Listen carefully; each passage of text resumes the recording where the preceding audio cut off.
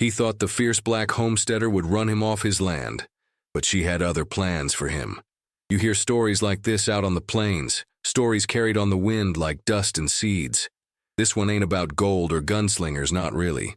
It's about a man named Caleb who was running from a ghost and a woman named Hattie who was planting roots in scorched earth. Caleb, he'd been walking for what felt like a year but was probably just a few months. The war had chewed him up and spat him out, left him with nothing but the clothes on his back and a hollowness behind his eyes. He found a little crease in the land, a small dip by a creek that was more mud than water, and he figured it was as good a place as any to stop being a man and start being a memory. The land felt empty, vast and quiet and forgotten, just like him. He built a lean-to out of scavenged timber and sod. He didn't have a claim, didn't have a piece of paper that said this dirt was his. He just had the silence, and for a while, that was enough. The sun beat down, turning the earth to a cracked plate. The wind never stopped, a constant whisper that scraped you raw. He set snares for rabbits, drank the silty water from the creek, and tried to forget the sound of cannons and the smell of blood. He was a ghost haunting a forgotten corner of the world, and that's all he wanted to be. Then one morning the silence broke. It was the sound of an axe. Not his axe, a steady, powerful chop. Thump, thump, thump. It came from over the rise, the one he hadn't bothered to climb. He stayed low for a day, listening. The chopping was there at sunrise, and it was there at sunset. On the third day, he saw her. She was a silhouette against the blazing sky, tall and straight as a fence post. A black woman, alone, working a plot of land with a fierceness that seemed to push back against the horizon itself. He'd seen homesteaders before, families huddled together, worn down and weary. She wasn't weary. She was a force. She moved with a purpose that Caleb had lost somewhere back in Tennessee. He watched her for a week from his little hideout.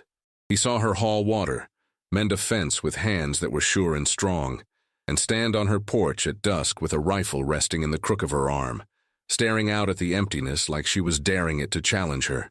He knew the land he was on was likely hers. The creek was the only water for miles, and her homestead was the only sign of life. He knew he should move on, find another forgotten place, but his legs were tired, and his soul was more tired still. So he stayed, quiet as a snake in the grass, hoping she wouldn't notice the thin trail of smoke from his small fire. But a woman like that, a woman who could make a home in the heart of nothing, she notices everything. One afternoon, the air went still. The birds stopped singing. Caleb felt it before he saw it. A shadow fell over his lean-to. He looked up, and there she was. She wasn't a silhouette anymore. She was real, and she was terrifying. She held the rifle, and it wasn't for show. It was pointed right at his chest. Her face was carved from hardship, her eyes holding no fear, no pity, just a hard, assessing glare. The dust clung to her skin, sweat tracing clean lines through the grime on her neck. Her voice, when it came, was low and rough like stones grinding together. "You're on my land," she said. It wasn't a question. It was a fact. The final fact. Caleb didn't move. He just looked at her, at the rifle, at the absolute certainty in her eyes. He saw the cracked leather of her boots, the calluses on her hands wrapped around the wooden stock. He could smell the lye soap on her clothes and the sun on her skin. He expected anger, a shouted command to get out. But there was just this heavy, weighted silence. He thought this was it. He thought she'd run him off, or worse, the end of his pathetic little piece of quiet. But her eyes flickered, just for a second, to his hands. They were scarred and thin, but they were a man's hands. Then she looked at the flimsy lean-to, the empty cookpot. She saw the whole sorry picture of him. He was a weed, and she was deciding whether to pull him or let the drought take him. The silence stretched on, thick and hot. He could feel the sweat trickle down his spine, could hear the frantic beat of his own heart. The rifle barrel didn't waver. He was a ghost, and she was the first person to truly see him in a long, long time. And what she saw was a man at the end of his rope. Hey everyone, just jumping in for a quick second. This story is just getting started, and I'd love to know where you're all watching from today. Drop a comment down below and let me know what city or country you're in. It's always amazing to see how far these stories travel. And if you're enjoying it so far, do me a favor and hit that subscribe button. It really helps the channel out. All right, back to Caleb and the homesteader. Caleb just waited. He didn't have it in him to beg or to fight. He just met her gaze.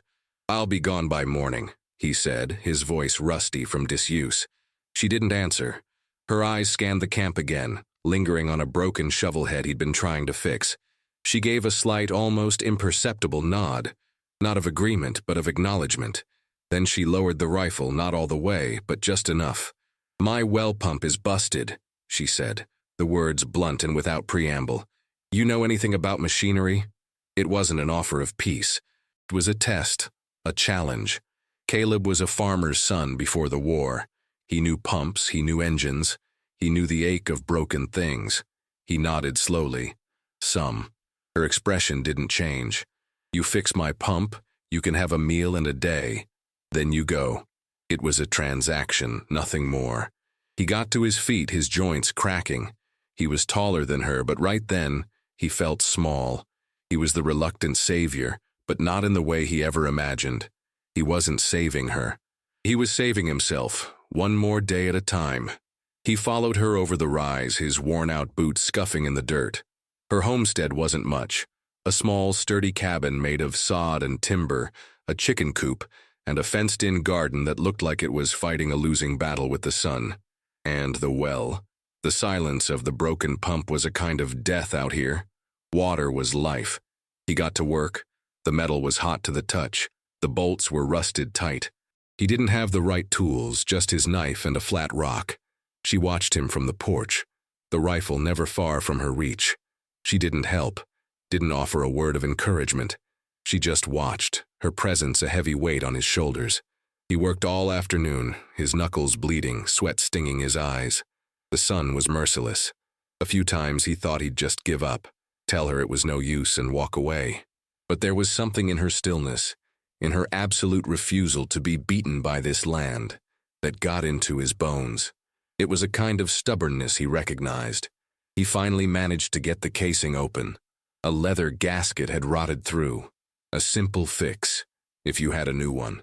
He didn't. He looked around, his eyes falling on his own boot.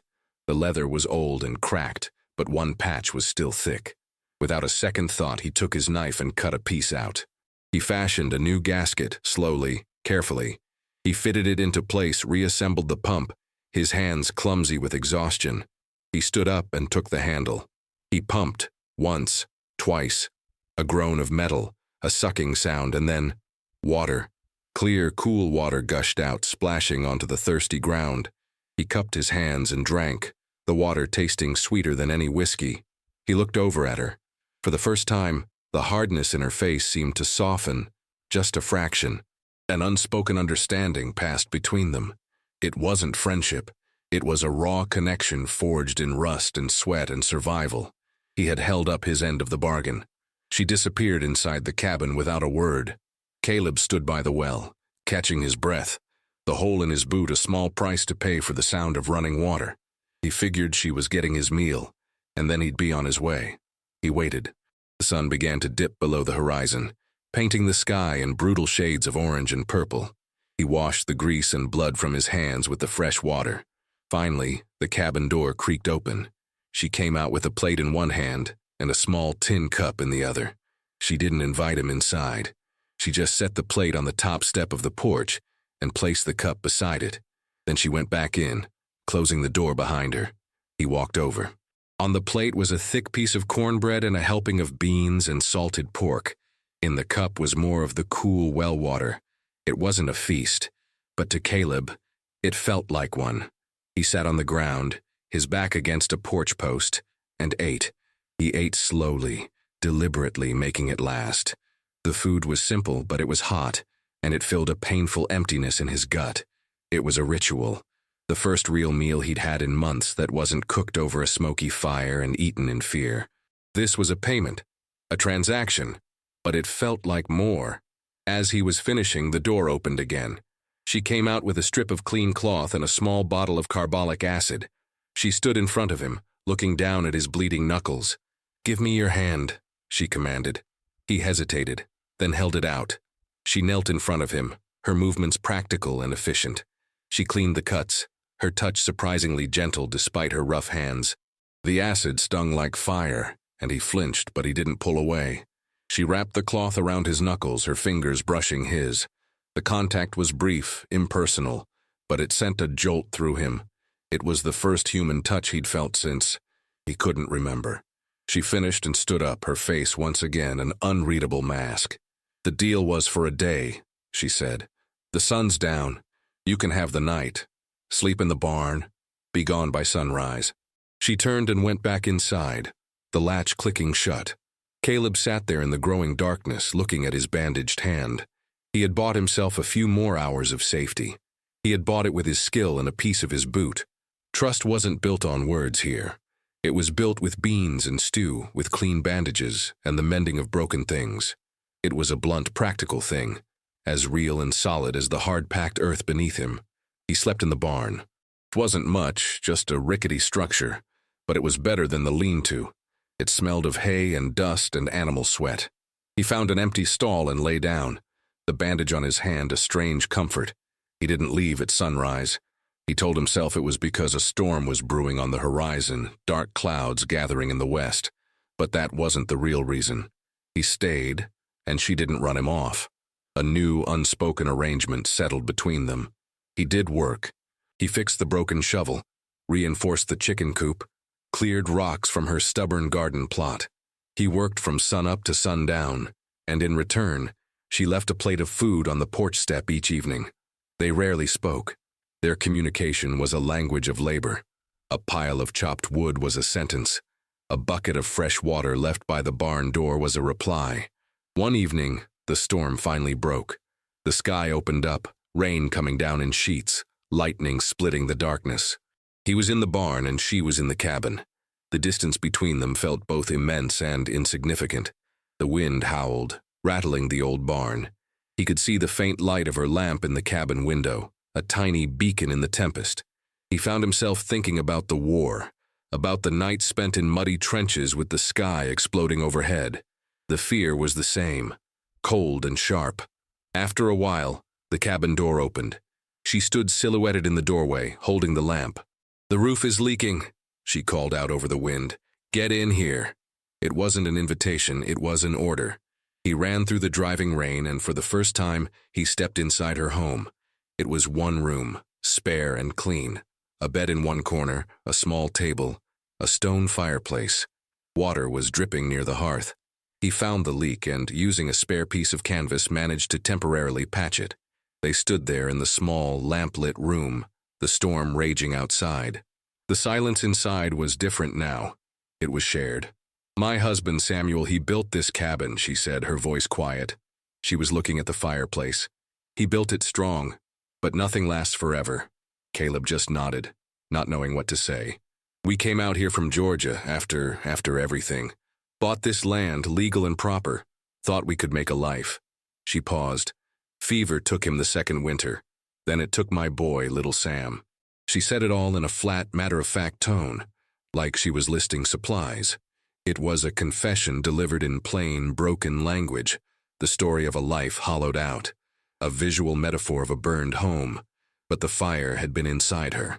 Caleb looked at the two simple wooden crosses he'd seen on the far side of the property. Now they had names. "I was in the war," he said, the words tasting like rust in his mouth. "Saw things, did things. When it was over, there was nothing to go back to. The farm was gone. Family was gone, so I just started walking." It wasn't a story, just a statement of fact, a recounting of his own erased past. They were two ghosts in a storm, haunted by different wounds but the same emptiness. The storm passed, leaving the air clean and cool, but a different kind of storm was coming. A few days later, two men on horseback rode up to the homestead. They weren't neighbors. They were dressed in city clothes, but they had the hard, mean look of men who were used to getting their way. Caleb was mending the main fence, and he saw them coming. He grabbed his axe, the weight of it familiar in his hands, and stood his ground. The woman came out onto the porch, her rifle back in her arms. The lead rider, a portly man with a greasy mustache, smirked. "Well, look what we have here. A little squatter's paradise." He ignored Caleb and spoke directly to her. "Name's Barlow. I represent the railroad. We've been looking at this valley. Seems your claim, ma'am, has a few irregularities. My deed is filed and legal at the county office, she said, her voice like ice. I have the papers. Barlow chuckled. Papers can get lost. Fires happen. Things change. This is prime grazing land, too good for a single woman and her farmhand. He eyed Caleb with contempt. We're prepared to offer you $100 for your trouble. A charitable offer. This land ain't for sale, she said. Barlow's smile vanished. That wasn't a request. You have 1 week to clear out. After that, we'll clear you out. The threat hung in the air, heavy and ugly. The second man, a lanky youth with dead eyes, spat a stream of tobacco juice near her garden. A small, deliberate act of defilement. Caleb took a step forward, axe handle tight in his grip, his whole body screaming. But she spoke first. Get off my land. It wasn't a shout. It was a command that carried the weight of the earth itself. Barlow stared at her, then at Caleb, then back again. He seemed to realize this wouldn't be as easy as he thought. He sneered. 1 week. He wheeled his horse around, his partner following. They galloped away, leaving a cloud of dust and menace behind them. The two of them stood there, watching them go. A new threat. A direct danger. They didn't speak. They didn't need to. He looked at her. She looked at him. A raw survivalist unity was forged in that moment. No discussion. Just action. He went back to the fence, but now he wasn't just mending it. He was fortifying it, sharpening the posts. She went inside and came back out, not with the rifle, but with a hammer and nails. She started boarding up the smaller window on the west side of the cabin. The pacing of their work was fast, choppy, hammer blows, the scrape of wood, the grunt of effort. They were a team now, a garrison of two against the world. That night they ate together on the porch, not with him on the ground and her on the steps, but sitting together at a small, rickety table he'd repaired. The silence was different again. It wasn't empty anymore. It was full of unspoken things, of a shared enemy. The week that followed was a blur of constant work. They moved with a grim, synchronized purpose. He taught her how to handle the old pistol her husband had left behind, his hands briefly covering hers to show her the proper grip. She showed him which plants in the garden were the hardiest, which ones were most likely to survive the coming winter. One afternoon, while they were digging a new irrigation ditch from the creek, the bank gave way. Caleb slipped, his leg twisting under him, a sharp cry of pain escaping his lips. He fell into the muddy water, his leg trapped by a heavy rock that had been dislodged. The pain was white-hot. He couldn't move. She was there in an instant, wading into the cold creek without hesitation. She was strong, but the rock was too heavy. She couldn't shift it. Hold on, she grunted, her face tight with strain. She ran to the barn and came back with a long, thick timber. Using a smaller rock as a fulcrum, she wedged the timber under the big one and put all her weight on it. He could hear her breath, a ragged, desperate sound. The timber groaned.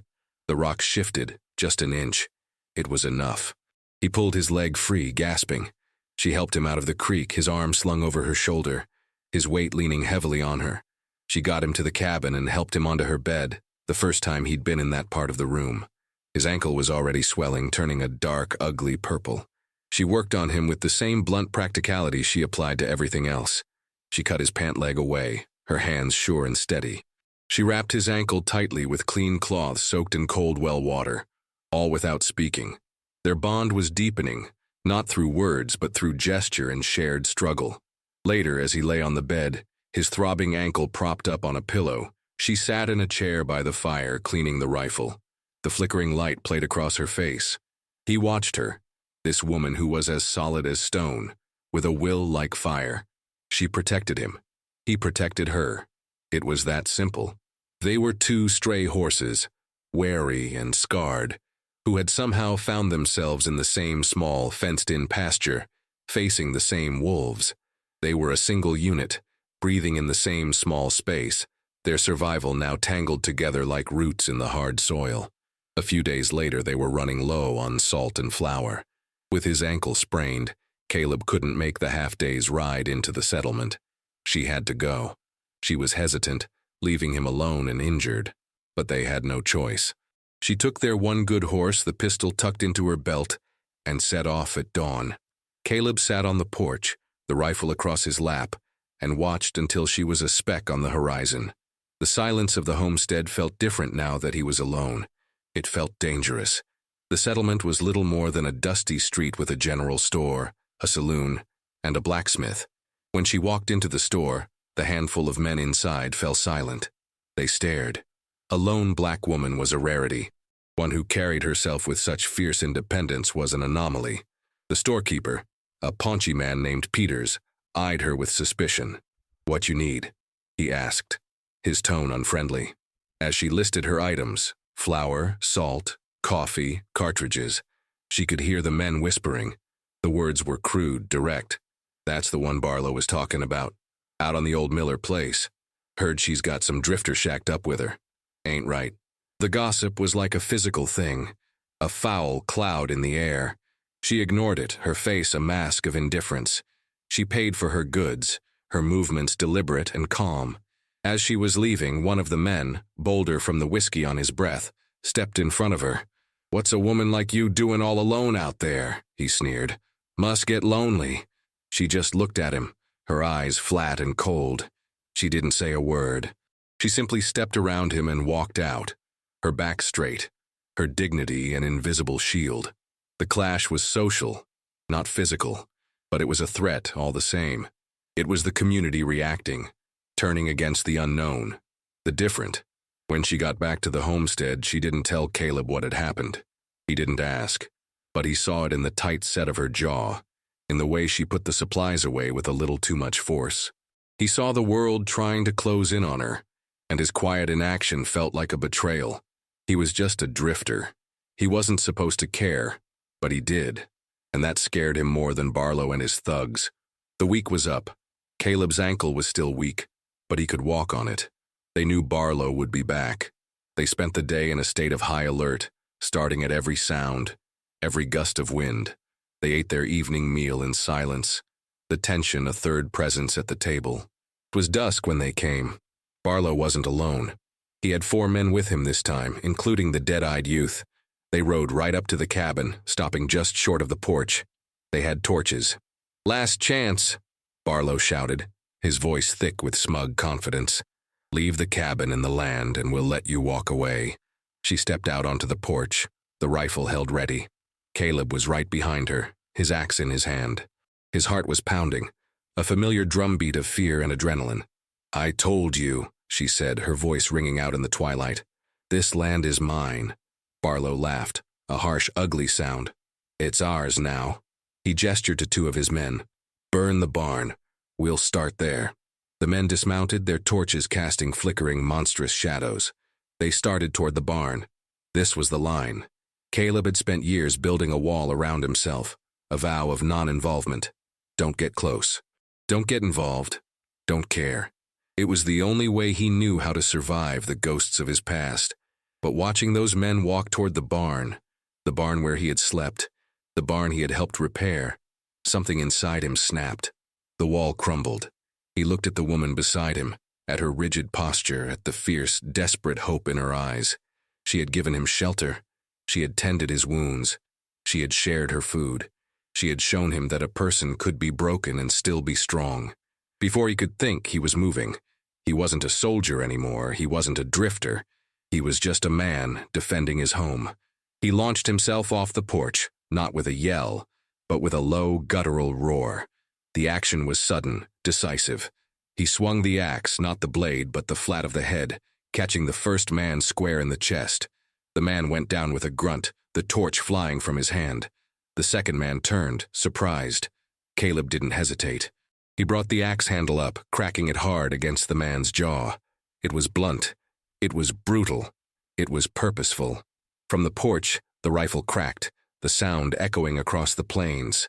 The dead-eyed youth, who had been raising his own pistol, cried out and clutched his shoulder, dropping his gun.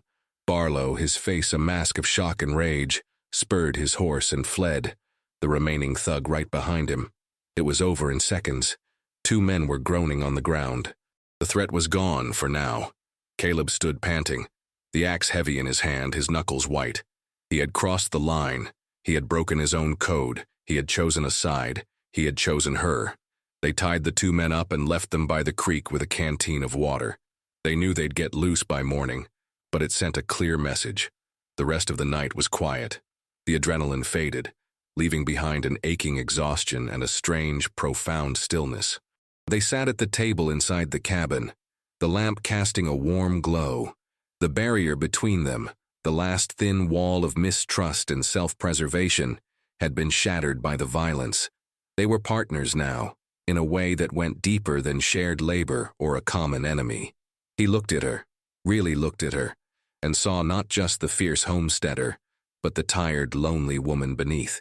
She met his gaze, and for the first time, he saw vulnerability in her eyes, and a deep, weary gratitude. "I ain't ever had a name for you," he said, his voice rough. "Just ma'am." She was quiet for a long moment, studying his face in the lamplight. The pace of the world seemed to slow, the silence in the room growing heavy with unspoken emotion. "My mother called me Hattie," she said softly. "The name was a gift, an offering. My full name is Harriet. Hattie." It suited her. It was a strong, earthy name, a name you could build a life on. "Harriet," he repeated, trying the name out. It felt right. "My pa called me Caleb," he offered in return. It was his own confession, his own piece of a past he'd tried so hard to bury. Caleb, Harriet. The names hung in the air, grounding them, making them real to each other. They were no longer just a drifter and a homesteader. They were Caleb and Hattie. She reached across the small table, her calloused fingers gently touching the bandage on his hand. "Why'd you do it, Caleb?" she asked, her voice barely a whisper. "Why'd you stay?" He thought about the war, about the running, about the emptiness. He thought about the peace he'd found in the rhythm of the work, in the simple ritual of an evening meal, in the quiet strength of the woman sitting across from him. "Reckon I forgot how to run," he said, and it was the truest thing he had said in years. In that moment of raw trust, he wasn't a ghost anymore. He was a man with a name, sitting in a small cabin with a woman who had a name, and for the first time in a long time, the future didn't feel like an ending. It felt like a possibility. The next morning, the world felt new. The air was crisp, the sky a wide, clean blue. Barlow was gone. The threat had passed like a fever breaking. A fragile peace settled over the homestead. There were no declarations, no promises made. There didn't need to be. The resolution was in the quiet spaces between them. After their morning coffee, Hattie went out to her garden. It was a small, defiant patch of green in the vast brown landscape. She knelt in the dirt, her hands tending to the young plants. Caleb watched her from the porch for a moment. He saw her not just as a survivor, but as a creator. She wasn't just holding on, she was building. She was planting life in a place that had only known hardship. He walked over to the barn, his steps sure, his limp barely noticeable. He picked up the shovel, the one he had fixed, its handle smooth in his hands. He walked over to the garden and stood beside her. She looked up, her expression unreadable but questioning. He didn't say a word. He just chose a spot at the end of a row, put his boot to the shovel, and pushed it into the hard-packed earth. The sound was a soft thud, a sound of beginning. He turned the soil, creating a new space, a new row right alongside hers. He was planting, he was staying. He was putting down roots in the same scorched earth right next to her. It was a symbolic action, a direct metaphor for belonging. They worked side by side, the rhythm of their labor a silent conversation. The sun warmed their backs. The vast empty prairie didn't seem so empty anymore. It was a canvas, and together, they were beginning to paint a future on it. One shovelful of dirt, one seed, one shared silence at a time. It wasn't a grand ending. It was a quiet, hopeful beginning. The seed of belonging had been planted. If you enjoyed this story, please give the video a like, and don't forget to subscribe to the channel for more stories just like this one. Thanks for watching.